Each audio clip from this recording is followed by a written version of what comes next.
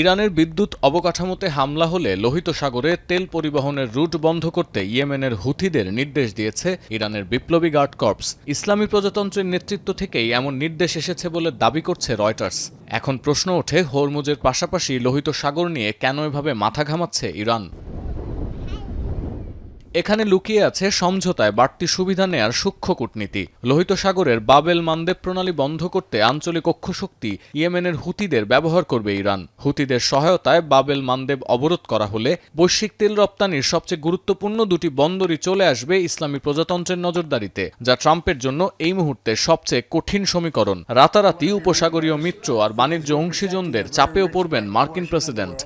72 ঘন্টা moisture lock সমৃদ্ধ lily whipped শিয়া mystic glowing body wash. শিয়া বাটারের goodness skin repair করে রাখে সফট ও গ্লোয়িং, ছড়িয়ে দেয় লং লাস্টিং ফ্রেগন্যান্স। আলোচনার টেবিল হোক কিংবা অভ্যন্তরীণ রাজনীতি, হরমুজ প্রণালী সচলে ট্রাম্পের কোনো কৌশলই দমাতে পারেনি ইরানকে। তাই বাবেল মানদেব হয়ে উঠতে পারে যুক্তরাষ্ট্র বধে ইরানের নতুন অস্ত্র। এর কারণে ওয়াশিংটনের সঙ্গে আলোচনায় বাড়তি সুবিধাও পাবে Tehran. The Red Sea route has become substantially more important because it is no longer simply a normal Europe-Asia transit corridor, which used to be for a long time. It's also one of the main alternatives of the Strait of Hormuz. বিশ্লেষকরা মনে করেন, লোহিত সাগরের প্রবেশদ্বার বাব এল মানদেব প্রণালী বন্ধ হয়ে গেলে তা যুক্তরাষ্ট্রের সঙ্গে ইরানের চলমান সংঘাতে একটি নতুন অধ্যায়ের সূচনা করবে। হরমুজ প্রণালীতে জাহাজ চলাচল স্থবির হয়ে পড়ায় উপসাগরীয় অঞ্চলের তেল ও অন্যান্য পণ্যের জন্য একটি গুরুত্বপূর্ণ বিকল্প পথ এই বাব এল মানদেব। একই সঙ্গে দুটি প্রধান তেল রপ্তানির পথ বন্ধ হলে বিশ্বব্যাপী জ্বালানি সংকট বাড়বে।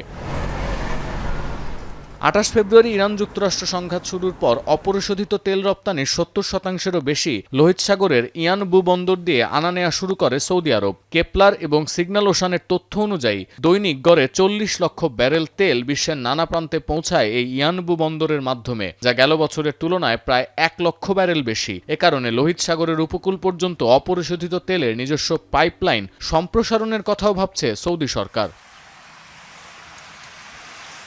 শুধু জুন মাসে বাব এল মানদেব দিয়ে মোট 74 লাখ ব্যারেল তেল পাঠানো হয়েছে, যা বৈশ্বিক তেল উৎপাদনের প্রায় 7%। গেল বছর এই পরিমাণ ছিল 42 লাখ ব্যারেল। অর্থাৎ এই সময় দাঁড়িয়ে জ্বালানির বাজারের জন্য একটি লাইফলাইন হিসেবে কাজ করছে এই বাব এল মানদেব। সতীর্থ কর্মকার, এখন বিশ্ব।